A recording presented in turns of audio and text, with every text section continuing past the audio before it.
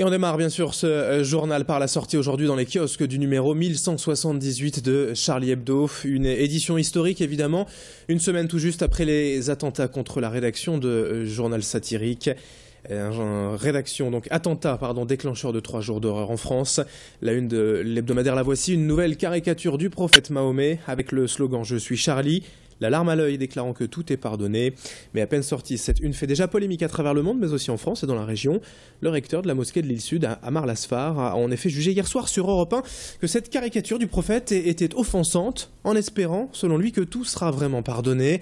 Ce numéro d'après est donc disponible aujourd'hui, 3 millions d'exemplaires, je vous le rappelle, et on a vu hier que certains buralistes craignaient de ne pas en avoir assez pour répondre à la forte demande du public depuis plusieurs jours.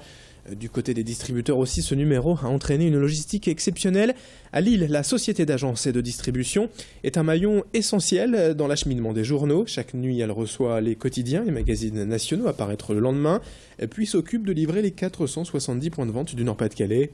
Pour ce tirage inhabituel de Charlie Hebdo, quelques changements ont dû être mis en place pour le tri et l'acheminement de tous les exemplaires. Explication avec la directrice de la SAD à Lille. Donc là, on est dans l'entrepôt de la SAD de Lille, qui est vide l'après-midi puisqu'effectivement les publications arrivent vers 23h30 ou plus tôt, et les quotidiens aux environs 3h45. Donc dans un premier temps, on fait la réception. Ensuite, on a la partie mise en case des quotidiens nationaux. Donc là, c'est toute l'équipe de la SAD qui met en case. Donc une case est un client. Et après, on met aussi à disposition des transporteurs. Autre information en images, mercredi, les actions de la municipalité d'Halluin en réponse aux voitures brûlées de septembre dernier. Souvenez-vous, à l'époque, plus de 20 voitures avaient été incendiées en à peine 2 semaines dans cette commune frontalière. Le maire avait alors écrit au président de la République et promis à ses administrés une réaction ferme.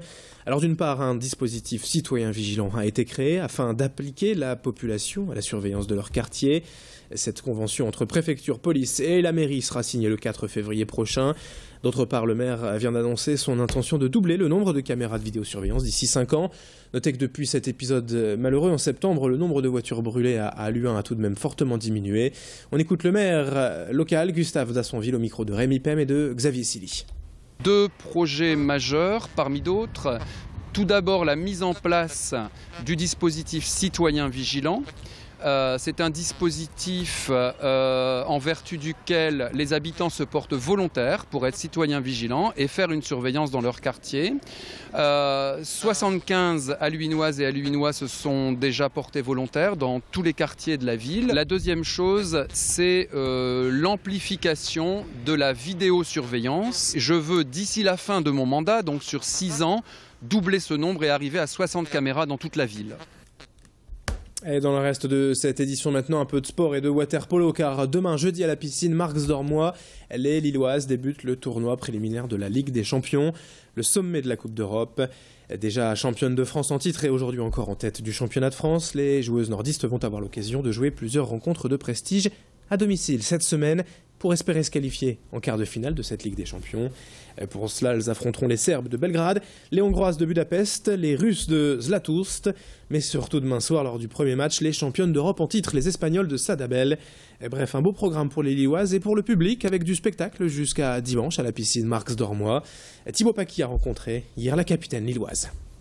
Que l'objectif c'est la qualification, ça serait vraiment quelque chose de très important et qui pourrait faire beaucoup évoluer le water-polo féminin français si on y arrivait. Si toutefois on n'arrive pas à se qualifier, si toutefois on n'arrive pas à gagner ces matchs contre ces très grandes équipes, il ne faut pas céder à la frustration parce que l'objectif pour nous c'est de réussir à atteindre ce très haut niveau d'ici 5-6 ans.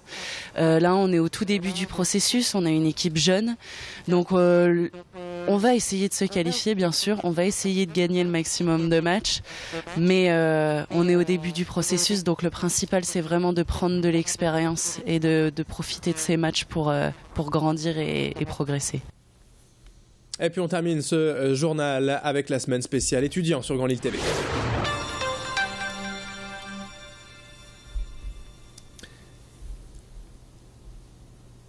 Et ce mois de janvier 2015 qui marque le début d'un nouveau statut d'étudiant entrepreneur pour donner Les meilleures chances de créer les champions industriels de demain sur des modèles comme Facebook, Apple ou Google, nés dans les facs américaines. Le gouvernement vient de mettre en place ce statut d'étudiant entrepreneur. L'objectif à l'horizon 2018, c'est 20 000 créations d'entreprises ou reprises d'activités par des étudiants. 25% des chômeurs ont aujourd'hui entre 16 et 24 ans, d'où l'intérêt et le potentiel également pour ce statut. Les mesures annoncées, c'est un statut et un diplôme d'étudiant entrepreneur, l'aménagement de la scolarité pour faciliter ce modèle, quelque chose de vraiment novateur. Et on écoute quelques explications recueillies hier par Thibaut Paquis. Ça n'a rien à voir, effectivement, pour être clair, avec le statut d'auto-entrepreneur. Le statut d'auto-entrepreneur, c'est un statut, on va dire, juridique, puisque derrière, il y a des questions fiscales, sociales, de chiffre d'affaires, etc. Là, on est vraiment pour des étudiants qui sont, ou des jeunes porteurs de projets, c'est-à-dire il n'y a pas encore de création d'activité, ou alors des jeunes créateurs aussi qui peuvent le demander, s'ils sont encore en études, mais on est plus sur une forme, on va dire, de label à travers ce statut donné par le ministère pour bien reconnaître, identifier les étudiants, les jeunes qui souhaitent travailler sur un projet de création d'activité. Donc c'est les identifier et les accompagner. 7h21 en direct, l'info, trafic et la météo à suivre dans un instant sur Grand Lille TV.